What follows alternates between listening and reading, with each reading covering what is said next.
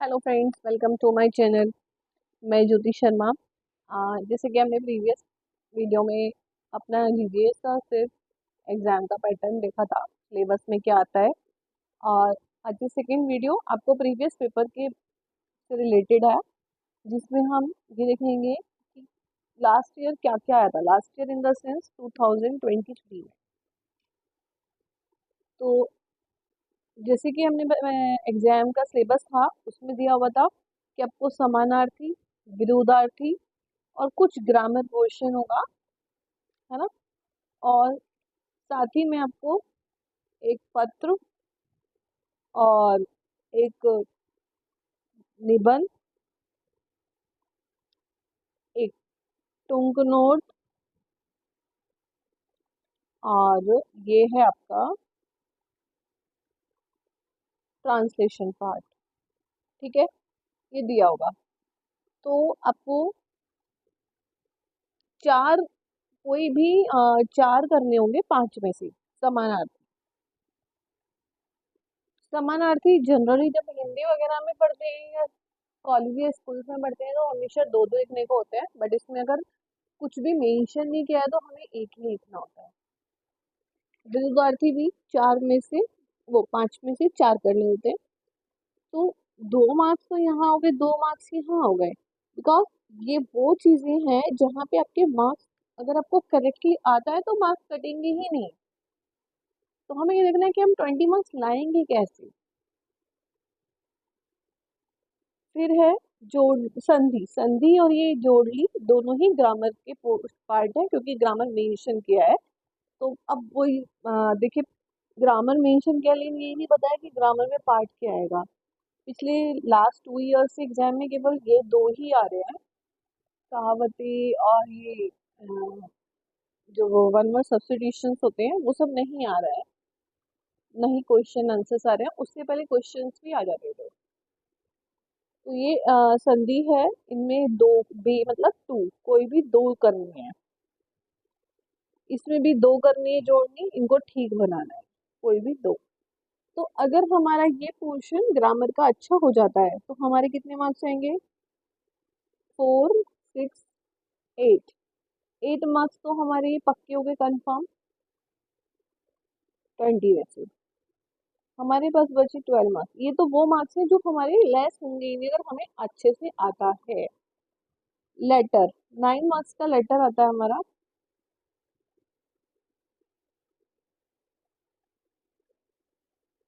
Letter में मैंने बताया था औपचारिक और अनौपचारिक कोई भी आ सकता है, लेकिन इसका एक फॉर्मेट भी होता है।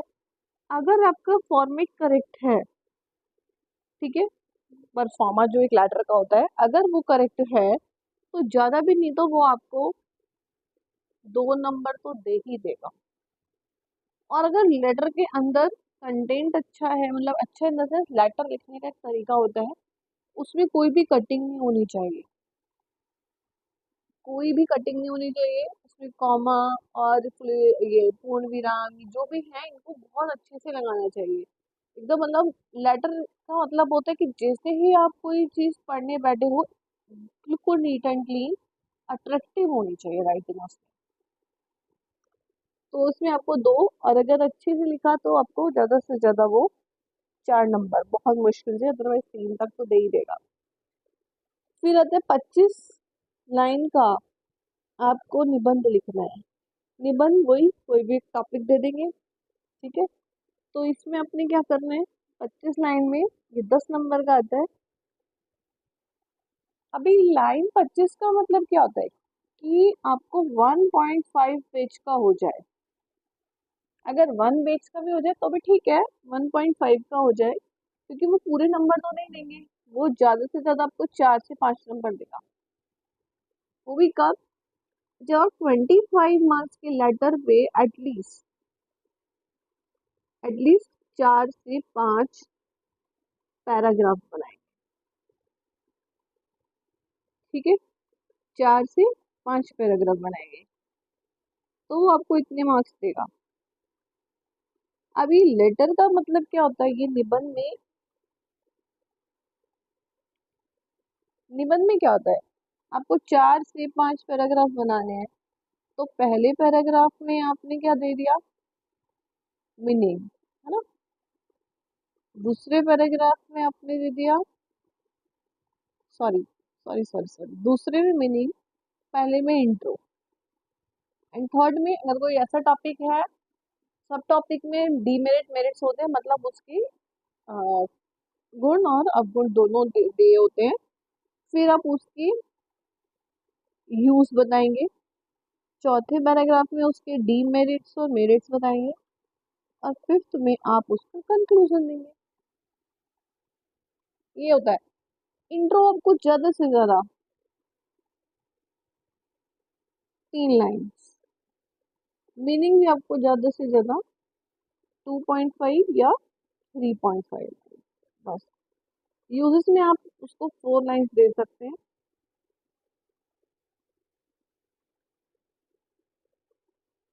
डीमेरिट और मेरिट में आप 6 लाइन्स लिखिए कम से कम।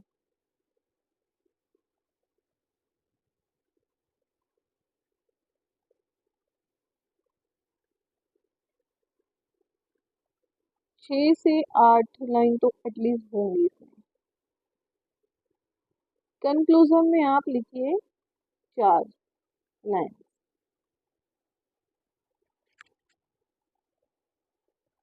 6, 4, 10, मतलब इस हिसाब से आपको लिखना है। उसके बाद आपको दिया है उन्हें, ऊपर चलते हैं वापस, टुंक नोट, जिसमें आपको 10 लाइन्स लिखने होंगे। ठीक है। अब इसमें 10 लाइन्स लिखने के लिए आपको क्या करना है, जब हम 25 लाइन्स में क्या लिख रहे हैं, हम 4 to 5 पैराग्राफ लिख रहे हैं, तो 10 में हम कितने लिखेंगे, 3 to 4 पैरा। इसमें जो भी टॉपिक होगा ना, वो भी ऐसे ही सिंपल टॉपिक होगा। ये लोग ज़्यादा मतलब बहुत टिपिकल टाइप वाले टॉपिक नहीं देते हैं, जनरल देते हैं। इसमें भी आपको क्या करना है,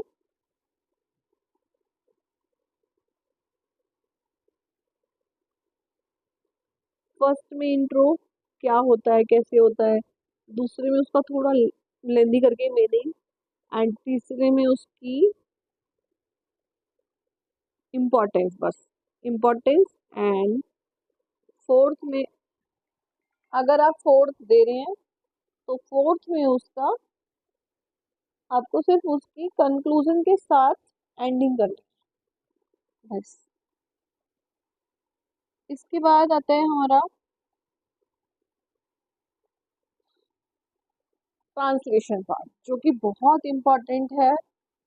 और सबसे पहले तो हमें 20 मार्क्स लेने के लिए भी एग्जाम में कुछ भी नहीं छोड़ना है। हमारी सबसे पहले ये कोशिश होगी कि पूरा हमारा पेपर अटेम्प्ट होना चाहिए। अभी इसमें हमारे अगर निबंध हमने अच्छे से लिखा है तो हमारे को वो 4 से 5 नंबर देगा। ठीक है।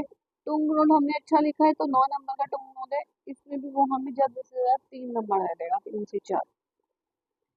ट्रांसलेशन 10-10 नंबर के 2 आते हैं, यानी कि आपका 20 मार्क्स का ट्रांसलेशन आता है।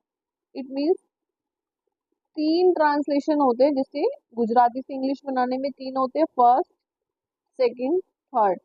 इन तीनों में से कोई भी आपको 2 करने हैं, तो इट मीन्स 5-5 मार्क्स का एक हो गया। आपने ज्यादा भी नहीं तो उसको 10 में से वो आपको 1 नंबर या 2 नंबर, अगर आपको बिल्कुल नहीं आता है, ठीक है।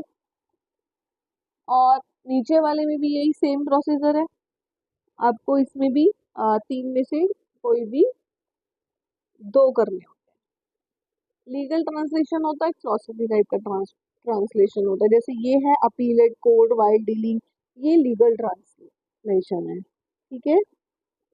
और ये भी थोड़ा मतलब टच में है। तो अगर मानो आपको 2-2 नंबर इन्होंने ट्रांसलेशन में दे दिए, ठीक है, 2, 2, 4, 7, 7, 7 तो यहीं तक हो गए, 7, 7 और 4, 11, है ना, 11 और 4, 15। और अगर आपने ग्रामर अच्छे से करी, 8 मार्क्स यहाँ हो गए। तो आपका स्कोर 20+ हो जाएगा। ये वो मार्क्स हैं जो आपको वो बहुत ज्यादा अगर कट करके देंगे, लेकिन आपको एग्जाम पूरा अटेंड करना है। ऐसा नहीं है कि आपने 8 मार्क्स का अच्छे से कर दिया, लेटर भी लिख दिया कि ठीक है 2-3 नंबर मिल गए, ऐसे लिख दिया और ये छोड़ दिया। आप इसको ड्रॉप नहीं कर।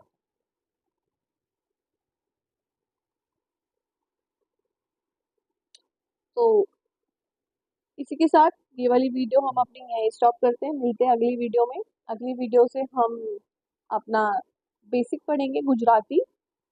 तो उसके चैनल को सब्सक्राइब करें और बेल आइकन को क्लिक करें, जिससे आने वाली सारी वीडियो आपको टाइम टू टाइम मिलती रहे। Thank you.